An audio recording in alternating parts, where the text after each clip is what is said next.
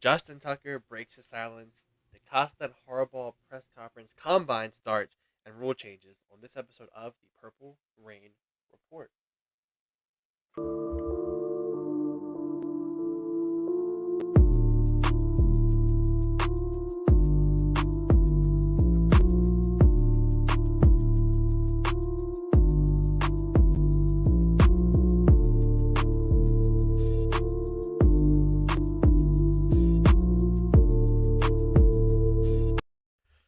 Yes, welcome back to another installment of a Purple Rain Report. Thank you for spending your morning, afternoon, or evening with us. We love you and we truly appreciate you. We do have more than the usual amount to talk about today, which is kind of a good thing, kind of if. But first and foremost, you can follow us on Instagram right below at the Purple Rain Podcast. Follow this guy right here, Instagram or on X as Sutton Death. Me, Instagram, simply as10.prod or on X at simply as10. Most importantly, our sponsor, Manscaped. Use code PRP for 20% off your whole entire order and free international shipping. The best deal on the internet. But I will have to ask you, like I always do, how's your week going? We got the combine starting up. It's a little bit more football news ramping up. Got some rule changes, like actual NFL stuff. Trade requests. We might see Matt Yeah, Stafford on the move as you pull up the yeah, Purple Rain patrons. So how have you been? Have you been yes, yes. doing? And with these guys coming up. Yeah. Of course, big shout out to the Purple Rain patrons, Don C Gaming with Dragon, Killer Cam in the house as well. Appreciate all you boys. Now, listen, I'm feeling good right now. I'm actually very excited that the Ravens have come out with some sort of news. You know what I mean? Like they've been forced to speak. John Harbaugh, Eric Acosta, they said some interesting things. So I'm excited to get into that. But other than that, man, I've been good. I've been good. You know, living good. You know, family's good. Feeling good right now. I got me a little cup of coffee here tonight on this episode of the show. I don't even really drink coffee, but that's pretty good. A little vanilla espresso going on. You know. So I'm ready to talk about it. Let's get right into it. So Justin Tucker is a very how do I say infamous name right now in Baltimore. Very widely spoken about, speculated over this whole situation. You guys already know what it is. I mean, a bunch of allegations he's facing from multiple massage therapists throughout the Baltimore area, accusing him of inappropriate behavior, similar to that of the Deshaun Watson behavior from a couple of years ago that we did on this channel. Now, we talked about this whole situation on the past couple of episodes of the show, but now has been some new developments, right? We've already covered the fact that the NFL is now officially launching their own investigation into all of this. But now today, it has come out from the news outlet called Outkick.com, right? There was an exclusive story provided to them from Justin Tucker, basically, excuse me, doubling down on his denial of the claims of these allegations. So it's just more of the same, right? I mean, we've already heard before. As soon as this story broke from the Baltimore Banner a couple of weeks ago, Justin Tucker came right to the forefront and basically put a novel out on his social media and said that I did not do this in so many words, right? Kind of doubles down here in today's kind of recent developments, and also you have his wife who has come out and publicly said that she leaves her husband, she loves him, she's standing by him, and the lies are hurtful to the family, all this and that. Alex, with all these recent developments going on with surrounding the Justin Tucker situation, what is really standing out to you right now, and how are you really feeling about all of it? I'm tired of it. I want this to just end. I am upset still that I'm gonna be upset. I'm gonna be angered at this person for a while, but I do want it to end and having him speak out and kind of just go into, for lack of better words and no disrespect, a lesser known sports journalist site to say I'm not trying to be rude or anything. It definitely feels like he knows he's gonna get a lot of backlash and he deserves so. But to go to who we went to, we discussed this before we went live. We kind of brought up another Yeah, place he could have went, and we both agreed that we understand it doesn't have to be the Baltimore Banner. Why should it be? Because they're the ones who broke the story, and obviously, you called them out saying it was completely false, and I get that. We brought the athletic likes of them. Jeff Rebrek, who I think has done some very unbiased journalism. I saw it was, I think, um, the Banner and somebody else. I think James Hensley, ESPN were fighting back and forth on who had this first or something like that, or a couple other Baltimore journalists going back and forth about it. But like I feel like he's been level-headed, hasn't accused them, but has been reporting the facts. But just it kind of rubbed me the wrong way the way it came out on and who it came out with. 'Cause I feel like there were certain things he didn't have to say he could get away with because they know that they need this story. This is like their first big Yeah. exclusive, from what I've heard, personally as a sports fan. Yeah, definitely. If you look into Outkick.com, it would seem as very safe environment for somebody who's under this type of fire. Very safe environment for them to kind of get their takes off and get their opinions and get their feelings and get their side of the story, off and without that outlet necessarily pushing them back, giving them a lot of pushback and criticism, like, hey, like, well, what about this? What about that? So and we're not here to necessarily tell you exactly what this news outlet does and like who they are. If you want to go and look into them, you can. You can put the pieces together for yourself there. Outkick.com is the news outlet. But what I think this really looks like, Alex, is the fact that he knows that like this storm is only gonna get bigger. It's only gonna get worse, right? So how do I get out ahead of it? I need to put out another statement. I need to do whatever I can, whether that means, and I don't want to necessarily say that this is true, but whether it means that, like, hey, getting my wife involved and telling her, hey, if you stand by me, then XYZ, you know what I mean? Like, if you do this, then that. It's tough because we also talked about this, and this is public information at this point. Like, it doesn't really make a whole lot of sense for his wife to really come to his defense when we know that they've been going through hardships in their marriage. Divorce was on the table, things like that.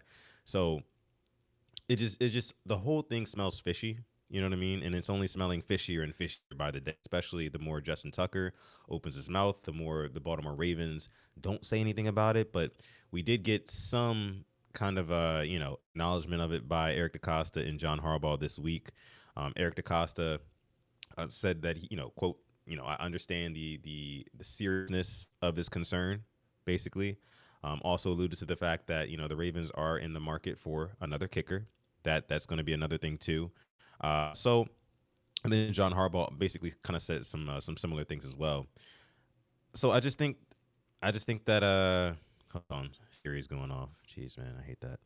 But I don't know, man. I just think that the whole thing smells very, very suspicious to me. But yeah, where else do you stand on it? Yeah, I mean, I'm right there with you. I actually put a tweet out. It was kind of how John Harbaugh said, how we have our zero tolerance policy with Deshaun Watson, kind of just bragging about it. It felt like, and we have this happening. It's not really zero tolerance anymore. And I thought about a situation, and I'm not trying to talk bad about those who have passed, but I thought that Alex Collins, who had a DUI with the Ravens, and he was released the next day, arrested, and that's zero tolerance. I'm just Yeah. wondering, hasn't been arrested. These are accusations, but the zero tolerance means zero tolerance is what I, thought. I guess not. I guess it matters who you are. Yeah, And like I said, I know I didn't two even see different it that way. situations. It's two different situations. I know, like he's guilty. It was one camera, with a DUI, and he had weed in his front seat. But this is just like there's 16 accusations. I kind of have to tip my cap to the Bills in a sense, because like Matt Ariaza, they let him go when all his accusations went out, and now he's on the Chiefs. He got a second chance when he was clear to them. So I do think we are waiting for the whole post June 1 or the when the new league year starts.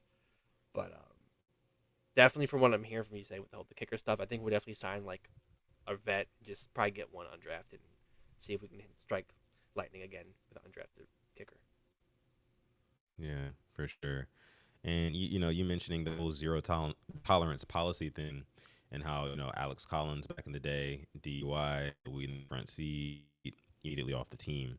Um, and it's kind of ironic that you say that because Ben Cleveland also just got a DUI a couple of weeks ago. I understand that, you know, I can't remember exactly what his contract situation is looking like right now when it comes to the Ravens, but like that, I guess, is where you kind of start to raise a little bit of an eyebrow. And one thing that John Harbaugh did say at the press conference this past week, about Kentucky, is that he said that he called him and they had a conversation, and they were talking about, like, a part of the conversation was about how it's been all these years, like, us working together, you know what I mean? Like, all the memories, kind of reminiscing, things like that. I don't know how that comes up in conversation just casually, especially, considering the current circumstances.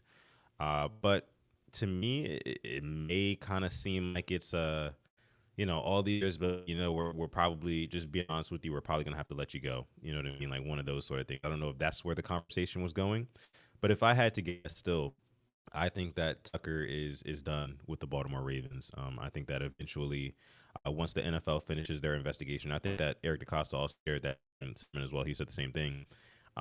We're waiting on the NFL essentially and seeing what they come up with, and whatever they come up with, that's what they're going to run with. So it would be great, yes, for the Ravens to kind of get out ahead of it and be like, we don't need the NFL. We don't need Big Brother upstairs to tell us what's right and wrong. Um, but I guess they want to, in some sort of way, give Justin Tucker his process in this situation, and let the NFL kind of figure it out for themselves. So I get it. It's whatever. We're gonna have to wait and see. Like you said, I think that they are waiting for that post June 1 or new league year to start, for them to actually make an official move, a transaction when it comes to Justin Tucker. But we shall see. Um, but okay, yeah, Adding on real quick though, Ben Cleveland is a unrestricted free agent, so he will yeah, I thought probably so. not be Yeah, back as a Raven, but yeah.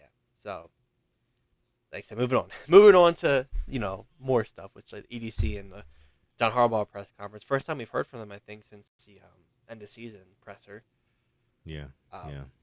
I saw one thing, and I wasn't able to catch it, but I saw that EDC plans on going to meet with Lamar in Florida, which I thought was pretty Yes. cool. I like that, and I think that's where the decision about Mark Andrews is going to be made. I know we saw the quote that I believe Harbaugh said about him or EDC, but I think Mhm. in the end he's going to be like, listen, Lamar, got a lot of money tied up here in Mark Andrews. I know you love him. What's your final say? And I feel like Lamar at this point, as a quarterback, you have to have that say because you are throwing to him. That's 11 touchdowns last year to him. That's also a big factor why you got knocked out in the playoffs once again. So I'm really looking forward to see, when they meet up or something like that because it has to be sooner rather than later because that's a hefty, cap hit right there. So, and that's for Harbaugh. You mentioned, I'm glad he's scouting guards and tackles because I do not want to see Falele starting again next year. I would like to have new guys or maybe just a vet on there who's miles better than what we had trotting out number 77. Yeah. Now, going back to the Eric DeCosta statement about Mark Andrews really quick. Eric DeCosta said, and I quote, "We'll figure out all the roster machinations over the coming weeks. I can tell you that there is no bigger fan of Mark Andrews than me. He's been a blessing to have on this team. His leadership, the way he approaches the game, his attention to detail. He's just one of those guys."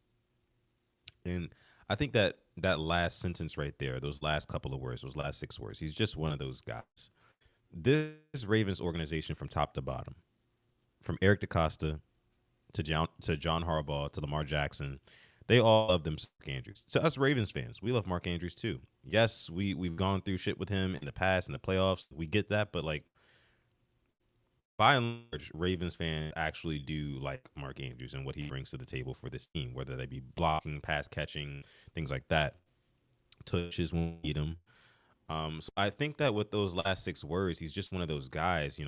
He's just one of those guys that the Ravens are not going to easily move off of. And I think you make a good point where you say that Eric DeCosta is going to South Florida to talk to Lamar Jackson to see exactly where his head's at with the whole situation. I also thought it was very cool that Eric DeCosta called Lamar Jackson kind of like a stakeholder in this because that's exactly what he is. There's a lot of money tied up into Lamar Jackson, himself. So and he's an all star superstar quarterback.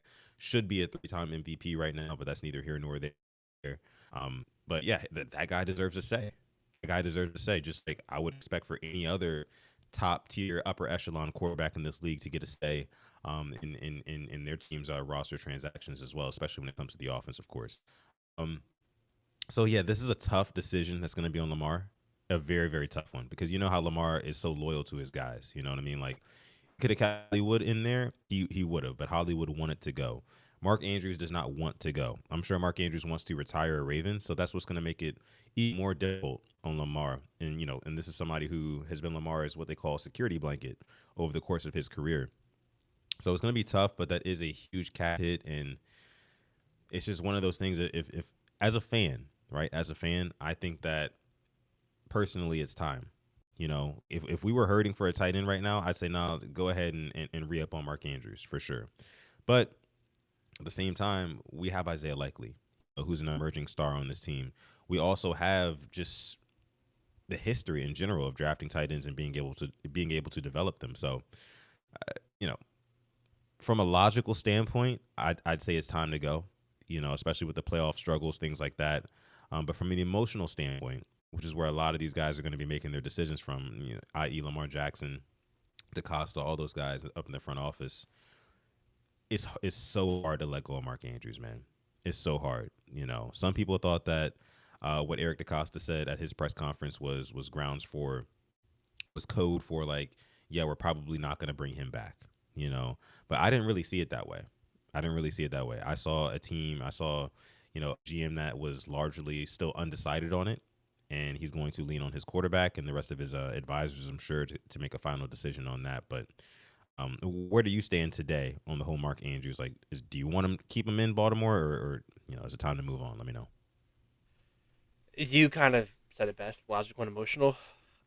Thinking with my brain, unfortunately, you gotta let him go because of the cap. Thinking with my heart, Yeah, I would love to keep him because he's made some crazy catches. But if I'm really sitting back and really deeping it, it's been in the regular season, and I've kind of been the guy who I've been saying I said last year. Doesn't matter to me what we do in the regular season, it matters what happens in the postseason. And unfortunately, once right. again, same will happen.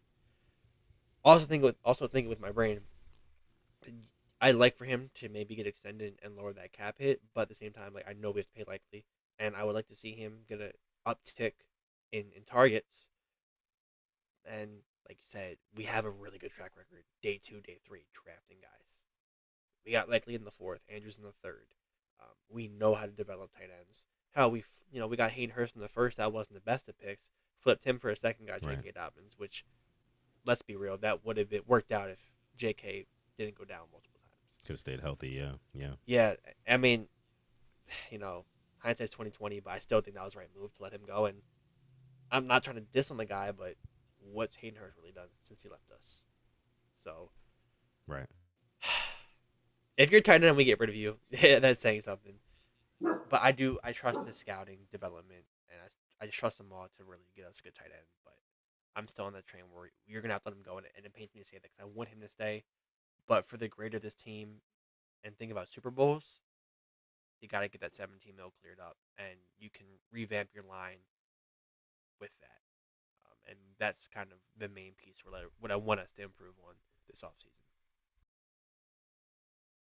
Yeah. I'm definitely right there with you on that one. I mean, like I said, I speak logically at this point because I'll tell you one thing that is logical. It's that cap space, that cap number, right? It does not care about your feelings. You know what I mean? What you spend your money on is what you spend your money on. And I just am not an advocate on of spending money on something that's not going to give me my ultimate ROI, my return on investment. If it's not going to perform at the highest level at the in the biggest moments, then I can't justify paying that much money for him. You know what I mean? Like it's just like you said, he's made some crazy plays over the years, but a lot of them, I'd say 97, 98% of them have been in the regular season. Like no touchdowns in the playoffs at all. No touchdowns in the playoffs. And apologize for my dog here. But it's just crazy to think about. So yeah. But also moving on from that, Eric DaCosta did mention something just about free agency in general, right? He mentioned that this is a season or this is an off season where the Ravens aren't going to make any significant changes in free agents, kind of like they've done in years past here, making big splashes, getting guys like Derrick Henry, etc. Um, And he said that he did also mention that they have 11 draft picks. They plan on utilizing all 11 draft picks. This is not the philosophy. This is not kind of like the trajectory of how a lot of fans wanted this offseason to go. They want the big splash. They want to get excited. They want that fire relit because this new player is here and whatnot. But he's saying basically in so many words, like, we're not making any big splashes this year in free agency. We're just going to go ahead and draft our guys. We're going to love our guys like we always do. And we're just going to go from there. So, what was your thoughts on that? Do you think that the Ravens are making the right move by not making any big splashes, or do you think that they should be making a big splash in free agency? The big splash for me would be T Higgins, and we don't have that type of money. We don't have the facilities for that, and that I understand. I think we are all accustomed. Facilities. We are all accustomed to like us not making that big move, which I think why I still was shocked we signed Marcus Williams to a 5 year, $70 million deal. Because me and you, I think one record you go back, we talked about Tyrann Mathieu and Marcus May. They weren't going to be the Mm, big signings. They would have been a good number, but not 5 years, 70 mil. yeah. As for the draft picks, let's be real. Two out of those three guys are not going to make the roster if we draft all 11. They won't. The same way last year, Devin Leary didn't make the roster. Rasheen Ali, we had to stash him on IR because he probably wouldn't have made it. Sanusi Kane was only seeing special teams play. He wasn't seeing any defensive play, but thankfully Wiggins and Rosengarten were really stepping up. Hell, Adisa Isaac, he made one play probably all year it feels like. And that's my problem. Like you can definitely trade up and maybe move up in the second round of the first, to get somebody who will be an impact player, More a of day an one impact player, player. Yeah. and that just really frustrates me because I hate to do it. But that fourth round of 2021, there were spits in there. Don't get me wrong. Likely hit, Kolar hit, Stout. And you have Armor Davis, Pepe Yeah. Williams, and that Mm, right there. It's like that's a fourth round pick that's no longer in the league. Caillou Blue Kelly running right. practice Come squad on now. picks like that. Now you're not going to hit on everyone, but I'd rather you Yeah. risk one of those picks to move up maybe in the second or third round to get that guy that you want. Jump ahead of somebody for player can help us out, and that just frustrates me. No GM's perfect, but I would like us to maybe move up once or twice in the draft instead of you know doing the usual draft 11, 12 guys, say they're going to make the team, and then Sean Wade's gone after the preseason game. Granted, he hasn't done anything, but he didn't play on this Yeah. team in an active roster game. Yeah, yeah, and as you were saying that, I was just thinking to myself, like, yeah, Eric Costa really, really does kind of have this like quantity over quality mindset, which I think is a little bit backwards when it comes to the draft. You know what I mean? Like, you want to flood your team with all of these new players, and yes, they're young, yes, they're cheap, they're basically playing for free relative to the cap space we have, right? But at the end of the day, this team is literally in a championship window. You know what I mean? We're not in a rebuilding phase. Like I could see if we were in a rebuilding phase, yeah, 11 draft picks. Let's get as many young guys in here as we can. Let's take as many swings as we can at as many different positions. I'm with that, right? But we're at a position now, like where our roster is, according to Kyle Hamilton, we don't need anything else right now. Which is like, if you think you sit back and think about it, it's like, yeah, I mean, we can get it done in all facets, right? I mean, like we as Ravens fans sat here before that Bills game in the playoffs, before that Steelers game in the playoffs, and probably 5 games before that, just like yeah, like this team has everything it needs. Like we're battle tested. You know what I mean? Like at every single position, we can make something happen. Offensive line, there were some deficiencies. I understand that. We still had some studs there. Linderbaum, Stanley, Rosengarten really started to show out as well. Falele had a pretty decent stretch too. Had to salute him at some point in the season, later on in the season. Um, so it's just like it's not like the Ravens are hurting for a full rebuild. Like I'm saying, like you said, trade up, man. Get one of those prospects that was a little bit higher on your board. Somebody that you can bring in. He's definitely going to play like a Raven. He can definitely impact this position. Maybe it's a defensive tackle, right? I mean, maybe it's an edge where people are sleeping on or something like that. Like I remember a couple of years ago, I wanted the Ravens to go out, and I made a whole video about it. I wanted the Ravens to go out and draft Arnold Ebiketie, right? Who I believe is an edge rusher right now for the Atlanta Falcons, I want to say. And he's actually pretty decent. He's pretty damn good. I mean, like I'm sure he's not putting up like the strongest of numbers, but like every time I watch him play, I mean, the kid's good. So it's just like I- guys like that, like trade up and be more intentional about your draft picks, right? Like don't just stay exactly where you're at on the board. Go all 11 picks, you know what I mean, and just draft best player available at each pick. Like we have needs on this roster, right? And we can replace it with some young. We can replace some of our older, more expensive talent with some younger talent. So that's where I'm at on it. Is quality over quantity. What if I told you he's had 6 sacks the past 2 years, like each season? Yeah, I mean, that's advocating. yeah, yeah. So the Yeah, past 2 years he's had 12 sacks. And I actually just pulled up our drafting of the past, and I'm just gonna throw out this is since 2021. Like I said, you yeah, can't hit on everyone. You can't. Um, Ben Mason, Dalen Hayes, Sean Wade, Tyler Beatty, Pepe Williams. Um, I'm gonna throw David Ojabo in there because he's only played in 18 games since 2022. yeah. Mala Throw him in there. Salah, Yeah. Amuve Laulau, Caillou Blue Hmm. Kelly, Devin Leary, Nick Samak, Rasheen Ali, Sanusi Kane. Kane, I'll take him off because he played in 15 games this year. But even then, TJ Yeah. Tampa drafted him with a hernia. Obviously, slid down for a reason. It's just Hmm. I want to see. I think he'll. To be fair, I think he'll make an impact next year. But even a Tez Walker, and I don't want to be that fan who's going to act like this guy's the second coming of Megatron. But you draft him in the 4th round, and he has one catch for a touchdown. I feel like Yeah. we didn't even really throw to him in the preseason. It felt like, and maybe because he's raw and he's not polished. But it's just if you're not going to use these guys, man, I'm telling you, you could definitely just trade up. And it took us how long? Because I see here in 2021, Tylan Wallace, I want us to resign him. I'm not saying he's going to be a 1 or 2 receiver, but time and time again, on a freaking 2nd and 20 or 3rd and 15 against the Steelers in the wild card game, he got you a first down. So it's like guys like that really aren't given love when I think they have the potential compared to we draft these guys and just get no time. So I just don't. It's just tough seeing some of the names on here. You know, your Ben Bredesen, who I think has become a pretty good player since he left us. Tyree Phillips, who I think has, Yeah. he's out of the league. Devin Duvernay in the 3rd round has only become a returner. Prochet returner. Hell, don't get me started on Iman Marshall, Dalen Mack, and there's Trace McSorley, who's now the Penn State quarterback coach. So Yes. yeah, it's I would like to see him, trade 2 or 3 of them, and I think you could move up a good amount in a 2nd or 3rd round and get a guy that you think will be starting come game week 1. So we've been kind of preaching this, and you're not gonna hit on every pick, but take a risk every once in a while. It won't hurt.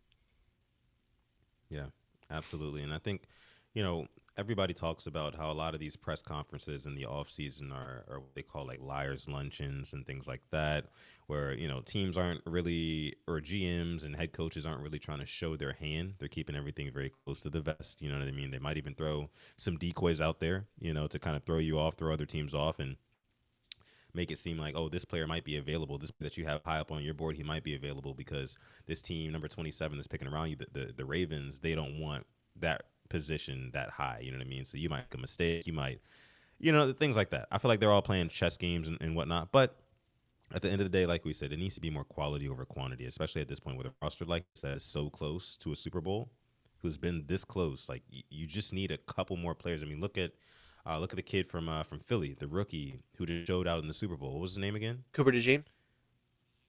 Yeah, Cooper DeJean. Cooper DeJean. Uh, think guys like that. You know what I mean? Guys who fall like and you you go up, you take them. It's just that's what wins championships, right? And in so many leagues, not even just the NFL. You know what I mean? Like there's always like an unsung hero somewhere. Um, and that was just yet another example of that. So Godspeed to the Ravens and Eric DeCosta, Ozzie Newsome, John Harbaugh, all those guys who are going to be in the war room during the draft. Of course, we right here with you. Make sure you stay locked into the Purple Rain Podcast YouTube channel, especially during draft season, man. Draft season is always a lot of fun. We'll have what our fourth, fifth annual live draft. That'll be a lot of fun as well. So make sure you tune into that. Make sure you like the video, subscribe to the channel as well. Did you have anything else Matt, before we go on? I don't think I did. Um, oh, we're talking about the rule change real quick. The whole electronic Yeah, first down. yeah, They're changing that rule for a certain quarterback. Once again, who when he loses to the Chiefs. I mean, it's kind of getting ridiculous. It's obvious what's going on. It's getting ridiculous, in the wise words of Yeah. one DeMarcus Cousins. But how do you feel about that though? Do you think it's needed? Are you happy? Could you care less?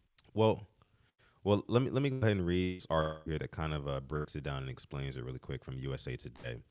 It says, "Goodbye chain gang, hello technology. The NFL will make a 21st century approach to its down measurement system for the 2025 season, getting rid of the chain gang and instead going with the technology tracking system. Starting in the upcoming season, NFL will use Hawkeye virtual measurement to determine the line of gain, and it will be the primary method for measurements. The chain gang, which has been used for practically the entire lifetime of football, will still be on the sidelines, but will be used as a secondary method to determine the distance." So, seeing that right there is it's kind of funny to me because like chain gang guys, they probably only get out on the field maybe like one the game, if that. You know what I mean? So the fact now that they're like just kind of backups and technology's doing all the work for them. Wonder how much those guys get paid. Wonder how much those guys get I paid. was That'd just be thinking that. very interesting to See, know. I was Yeah. having this conversation not to get on a little side note, but like think about them cold games. You're like 15 degrees, Mm, 10 degrees, and like you're just standing there. Like they don't move around much. They're cold. You gotta yeah. be bundled up. Like I mean, it'd be a cool experience to be on the line, but then you gotta worry about the guys you see. I mean, they get hurt. They tear their ACLs when you got freaking Derrick Henry running at you. You gotta get out the way, and he runs into you, and your leg gets caught. But I don't know how much they make. I'm gonna look that up real quick. How much did the NFL Yeah. make? While you do that, let me keep reading behind this technology. It says now instead of bringing out the chains, league will go with a virtual measurement. The system works with cameras inside the stadium that track players, officials, and the ball. After the ball is spotted, the system notifies the official if a first down was achieved. So it's like, we can say, they're making this rule because of Josh Allen. It's very good timing that right after what happened in the AFC Championship game where nobody really knew if Josh Allen picked up the line to gain or not, that they're making a rule and kind of changing the technology and how we do things. Very ironic there. I don't think it's a coincidence at all. But I think it's a net positive, though. I think it's a positive. Because I'm all for like making the integrity of the game more say standardized and more objective and less subjective. You know what I mean? If it means like using technology to do that and AI or whatever they use, then I'm all for it as long as they can advance it and make it accurate, you know. So I have a number: Oh. $75 to $100 per game. Mm, And the Ravens, funnily enough, were on the low end side of $72 per game. Which interesting. I'm sorry that the risk. I mean, it's a cool experience, man. But meanwhile, you have referees getting paid $200,000 a year, some of them, but you can't pay the guys on the sideline $100 a game. I don't know, man. Kind of crazy. I mean, but like, do they really have that much of a risk of getting hurt though? You know what I mean? At least 150, 200. I mean, but like, Ever since I saw the one guy obviously get his that's not foot, like their yeah, yeah, it's like a side thing. How do you get into it though? yeah. You know what I mean? Like, how do you get to Yeah, be a chain yeah. gang guy? Shoot, That's I'd what I go don't down there and do it for free. You're telling me I get to watch the Ravens game for on the sidelines? know. I'm cool with that. And then sometimes I get to even be on TV. Sure, why not? you know, like I $72. forget. I mean, it's I watched I'm gonna be at Lamar home run watching the by me. game anyway. Oh snap! Yeah, There goes Lamar. yeah, yeah. I mean, that sounds pretty damn cool to me. I would do it for $72 an hour. I'd do it for free. Basically, like season tickets. True. That's a good point. So, yeah, But yeah, chain gang. but chain gang. So yeah, they're putting cameras up top and they're looking down now. So it's gonna be very, very interesting, man. I thought that they were gonna go with the whole chip in the ball thing and Yeah. just kind of doing that. But now they have cameras at the ball. It tracks the players and the referees as well. So we'll see just how like that first close call, right? That first close call that happens is going to be very, very interesting to see how it unfolds because, like, how are they going to put it on the broadcast, yeah, television, and all that? How are they going to present it? It's going to be interesting. I feel like it could be similar to how they do in tennis. You know what I Yeah. mean? Like when the like right next to the line or the out of bounds line. It kind of shows it on this little graphic. They'll probably do something like that, which will be cool. But I'm excited for it. I like it. Yeah. As long as Yeah, we get less controversy, that'd be nice. But they'll find another reason to change out the rules again. this is true. This is true. In this week of the NFL. But yeah, There you right. In this week of the NFL, as we are getting ready to head here into March, again, free agency around the corner. Combine is here.